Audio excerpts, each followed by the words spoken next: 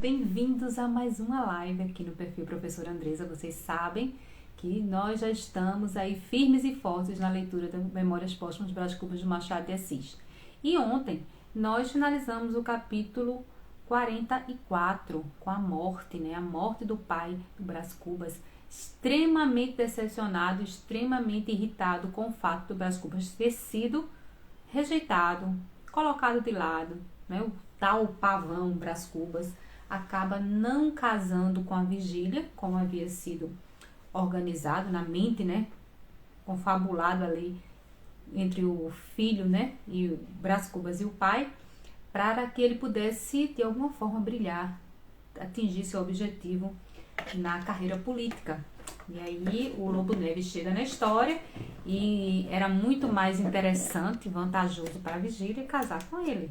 Então ele é totalmente descartado aí da jogada e isso causa realmente um grande estremecimento aí, principalmente na parte emocional do pai do Brás Cubas. Ele ficou ressentido, claro, né? Porque ninguém gosta de se sentir rejeitado. Mas o pai dele, um tempo depois, 4 meses depois, acaba falecendo. E a gente agora vai chegar e vai ver o que se desenrola aí com a questão da morte do pai, né? Ele extremamente chateado com o fato de que existia um nome da família zelar. O Brás Cubas deveria seguir adiante ali com a questão das posses, com a maneira como ia se portar na sociedade, sendo alguém realmente reconhecido e admirado. Então, o pai do Brás Cubas, ele se pautava muito nisso, no nome da família. Ele queria ter morrido e ter deixado tudo meio que encaminhado, só que os planos não deram certo. Vamos agora ver o que acontece após essa morte do Brás Cubas. Hoje vamos ler os capítulos 45, 46 e 47 amanhã. A gente sequência todos os dias, lendo 3 capítulos de segunda a sexta. Lembrando algo muito importante para vocês, que se você está me assistindo agora aqui pelo Instagram, não deixe de curtir, compartilhar o vídeo, ou pelo YouTube também faça o mesmo, ajuda muito o meu trabalho, que é um trabalho assim, que é realmente a minha paixão, né? Que é incentivar as pessoas a lerem cada vez mais. Eu espero que vocês fortaleçam esse trabalho, fazendo tão somente esse ato, né, de ajuda, que é você compartilhar, curtir o vídeo, para que o Instagram possa entregar para mais pessoas esse conteúdo. Então vamos começar. Capítulo 45, notas. Soluços, lágrimas, casa armada, veludo preto nos portais, um homem que veio vestir o cadáver, outro que tomou a medida do caixão, lentamente, a passo surdo, e apertavam a mão à família, alguns tristes, todos sérios e calados. Padre e sacristão, rezas, aspersões d'água benta, o fechar do caixão, a prego e martelo. 6 pessoas que o tomam da essa e o levantam, e o descem a custo pela escada. Não obstante os gritos, soluços e novas lágrimas da família, e vão até o coche fúnebre e o colocam em cima e traspassam e apertam as correias. O rodar do coche, o rodar dos carros, um a um. Isto que parece um simples inventário, eram notas que eu havia tomado para um capítulo triste e vulgar que não escrevo. Então, ele faz uma descrição, né, da cena, do que estava acontecendo nessa parte do velório, né, do enterro do pai dele. E aí, todo esse ambiente, se a gente for analisar, é sim um ambiente muito triste, né, de lágrimas, de choros, não as notas, ou seja, aquilo que ele colocou ali, pontuou a respeito do que ele havia observado naquela situação. Então, é um capítulo bem curto, ele realmente só finaliza aí com a descrição do que ele observou e ele expõe o sentimento dele de tristeza em relação ao falecimento do pai. Vamos agora para o capítulo 46, a herança. Veja-nos agora o leitor, 8 dias depois da morte de meu pai. Minha irmã sentada no sofá, pouco adiante Cotrim, de pé, encostado a um consolo. Lembrando que Cotrim é o cunhado, né? O marido da Sabina, o cunhado do Brás Cubas. Com os braços cruzados e a morder o bigode. Eu a passear de um lado para o outro, com os olhos no chão, luto pesado, profundo silêncio. Mas afinal, disse Cotrim, Está pouco, mas pode valer de 30 contos. Demos que vale a 35. Vale 50, ponderei. Sabina sabe que custou 58. Podia custar até 60, tornou Cotrim, mas não se segue que os valesse, e menos ainda que os valha hoje. Você sabe que as casas aqui há anos baixaram muito. Olhe, se esta vale os 50 contos, quantos não vale a que você deseja para si? A do campo? Não fale isso. Uma casa velha. Velha? Exclamou Sabina, levantando as mãos ao teto. Parece-lhe nova, aposto. Ora, mano, deixe-se dessas coisas, disse Sabina, erguendo-se do sofá. Podemos arranjar tudo em boa amizade e com lisura. Por exemplo, Cotrim não aceita os pretos, quer só o boleeiro de papai e o Paulo. O boleeiro não, acudi eu. Fico com a Sege e não hei de ir comprar outro. Bem, fico com o Paulo e o Prudêncio. O Prudêncio está livre. Livre? Há 2 anos. Livre? Como seu pai arranjava essas coisas, cá por casa, sem dar parte a ninguém. Está direito? Quanto à prata, creio que não libertou a prata? Tínhamos falado na prata, a velha prataria do tempo de Dom José I. A porção mais grave da herança, já pelo lavor, já pela vetustez, já pela origem da propriedade. Dizia meu pai que o conde da Cunha, quando vice-rei do Brasil, a dera de presente a meu bisavô Luís Cubas. Quanto à prata, continuou Cotrim, eu não faria questão nenhuma, se não fosse o desejo que sua irmã tem de ficar com ela. E acho-lhe razão. Sabina é casada e precisa de uma copa digna e apresentável. Você é solteiro, não recebe? Não. Mas posso casar. Para quê? Interrompeu Sabina. Era tão sublime esta pergunta porque alguns instantes me fez esquecer os interesses. Sorri, peguei nas mãos de Sabina, bati-lhe levemente na palma. Tudo isso com uma boa sombra, que o Cotrim interpretou o gesto como de aquiescência e agradeceu-me. Que é lá, redargui. Não cedi coisa nenhuma, nem cedo. Nem cede? Abanei a cabeça. Deixa, Cotrim, disse minha irmã ao marido. Vê que ele quer ficar também com a nossa roupa do corpo. É só o que falta. Não falta mais nada. Quer a sege, quer o boleeiro, quer a prata, quer tudo. Olhe, é muito mais sumário citar-nos a juízo e provar com testemunhas que Sabina não é sua irmã, que eu não sou seu cunhado e que Deus não é Deus. Faça isto e não perde nada, nem uma colherinha. Ora, meu amigo, outro ofício. Estava tão agastado, e eu não menos, que entendi oferecer um meio de conciliação, dividir a prata. Riu-se e perguntou-me a quem caberia o bule e a quem o açucareiro. E depois desta pergunta declarou que teríamos tempo de liquidar a pretensão, quando menos em juízo. Entretanto, Sabina fora até a janela que dava para a chácara, e depois de um instante voltou e propôs ceder o Paulo e outro preto, com a condição de ficar com a prata. Eu ia dizer que não me convinha, mas Cotrim adiantou-se e disse a mesma coisa. Isso nunca, não faça esmolas, disse ele. Jantamos tristes. Meu tio cônego apareceu à sobremesa e ainda presenciou uma pequena altercação. Meus filhos, disse ele, lembre-se que meu irmão deixou um pão bem grande para ser repartido por todos. Mas Cotrim, creio, a questão, porém, não é de pão, é de manteiga. Pão seco é que eu não engulo. Fizeram-se finalmente as partilhas, mas nós estávamos brigados. E digo-lhes que, ainda assim, custou-me muito a brigar com Sabina. Éramos tão amigos. Jogos pueris, fúrias de criança, risos e tristezas da idade adulta. Dividimos muitas vezes esse pão da alegria e da miséria irmãmente, como bons irmãos que éramos. Mas estávamos brigados, tal qual a beleza de Marcela, que se esvaiu com as bexigas. Então, esse capítulo aqui fala da herança e a gente já vê, né? Não há nada de novo aqui, né? O sol. Porque a gente percebe o quanto todo esse grupo de personagens, eles estão tão voltados para a questão da ganância, da cobiça, né? Da preocupação com as coisas materiais. Você vê aí que eles estão brigando por coisas, né? E é muito importante a gente citar aqui. Veja como eles têm uma predileção. Eu quero ficar com o Paulo, eu quero ficar com o boleeiro. Por quê? Porque as pessoas, os escravos aqui que são retratados aqui no romance, e observa, eles são tratados como coisas, né? Como objetos, eles são tratados como uma coisa material e não uma pessoa. Então eu vou ficar com isso como se fosse um objeto, ou como fica com o sofá, como fica com o guarda-roupa, e nesse sentido. Só que existia ali um conflito muito grande entre a Sabina, que é a irmã do Brás Cubas, e ele, porque eles queriam coisas que não queriam ceder um ao outro, então houve uma rivalidade, e principalmente a intromissão do Cotrim, que é o cunhado, né, que fica extremamente aborrecido com o Brás Cubas, dizendo que ele só quer tudo para ele, que não quer dividir nada com ninguém. Então havia ali uma indisposição, repartiram sim, mas houve uma indisposição, eles brigaram por causa dessa partilha da herança, né?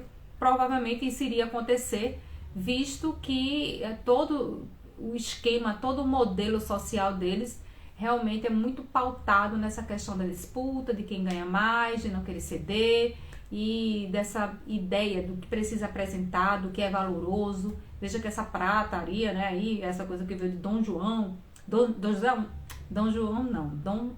José I, quase que não sai, Dom José I. O Dom José I, eu preciso ficar com isso, dá um prestígio, né, uma prataria na minha casa e tal. O outro, porque não era casada, porque teria isso. São essas mesquinharias deles, né, que só revelam o que a gente viu até agora, que é toda essa questão da hipocrisia, né, e do apego exacerbado às coisas materiais. Era assim que eles conviviam. Agora vamos para o último capítulo de hoje, que é o capítulo 47, o recluso. Marcela, Sabina, Vigília. Aí estou eu a fundir todos os contrastes, como se esses nomes e pessoas não fossem mais do que modos de ser da minha afeição interior. Pena de maus costumes, ata uma gravata ao estilo, veste-lhe um colete menos sórdido. E depois sim, depois vem comigo, entra nessa casa, estira-te nessa rede que me embalou a melhor parte dos anos que decorreram desde o inventário de meu pai até 1842. Vem, se te cheirar a algum aroma de toucador, não cuides que o mandei derramar para meu regalo. É um vestido da N, ou da Z, ou da U, que todas essas letras maiúsculas embalaram aí a sua elegante abjeção. Mas se além do aroma quiseres outra coisa, fica-te com o desejo, porque eu não guardei retratos, nem cartas, nem memórias. A mesma comoção esvaiu-se e só me ficaram as letras iniciais. Vivi meio recluso, indo de longe em longe a algum baile, ou teatro, ou palestra. Mas a maior parte do tempo passei-a comigo mesmo. Vivia, deixava-me ir ao curso e recurso dos sucessos e dos dias, ora buliçoso, ora apático, entre a ambição e o desânimo. Escrevia política e fazia literatura. Mandava artigos e versos para as folhas públicas e cheguei a alcançar certa reputação de polemista e de poeta. Quando me lembrava do Lobo Neves, que já era deputado, e de Virgília, futura marquesa, perguntava a mim mesmo por que não seria melhor deputado e melhor marquês do que o Lobo Neves. Eu que valia mais, muito mais do que ele, e dizia isto a olhar para a ponta do nariz. Então, toda essa ideia que a gente vê como o Brás Cubas ficou ressentido com a rejeição. Como ele ficou ressentido com o fato do Lobo Neves ter ocupado um espaço que ele entendia que teria que ser dele. Por quê?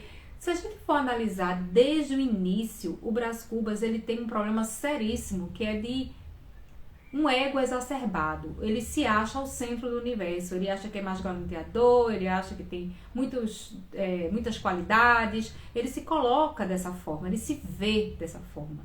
Que é uma visão, se nós formos analisar, uma visão extremamente deturpada da realidade. Porque ele é uma pessoa mesquinha, ele é uma pessoa preconceituosa, ele não tem virtudes nem grandes, vamos dizer assim, objetivos de vida. Na verdade, ele colocou na cabeça que poderia ser um deputado melhor e que Vigília poderia ser marquesa no futuro, chegando nesse status e posição através dele, porque ele achava que era melhor do que qualquer pessoa, embora na prática isso não se concretizasse. Então, ele passa a vida toda assim. Vejam que ele até então vive o tempo todo aí vivendo às custas do pai. Agora o pai falece. E nesse capítulo a gente vê que ele está triste, ele está realmente assim desanimado, né? Porque as coisas começaram a dar errado. Ele não consegue ter o sucesso, ingressar na carreira política como ele tinha entendido que iria ser da forma como ele gostaria que fosse. Ele é rejeitado por Vigília, que o troca porque o outro, o Lobo Neves, tinha mais o que oferecer a ela em termos de condições, de status, e era isso que ela queria, né? Como mulher rica ali da sociedade, ela não estava nem um pouco preocupada com os amores, ela queria ter uma grande posição, ela queria ser mulher casada e ser marquesa. Então, não era qualquer coisinha, ela tinha grandes ambições, vamos dizer assim. E nessas ambições, ela claramente percebeu que o Brás Cubas seria a última pessoa do universo ali que poderia proporcionar isso a ela. Então, não era a questão de ela não gostar até da personalidade ou do jeito do Brás Cubas, mas, enfim, né? Ele pode me oferecer o que eu quero? Então, se não pode, descarta e eu vou casar com esse que, embora por outras questões pudesse até não ser tão interessante assim, mas é aquele que vai me tornar marquesa. É aquele que meu pai acredita que vai conseguir ter muito mais notoriedade na carreira política. E então, essa pessoa é a mais indicada para que eu possa casar. Então as coisas funcionavam dessa forma. Inclusive o próprio Brás Cubas é também dessa forma. Só que dessa vez ele sofreu o caos, né?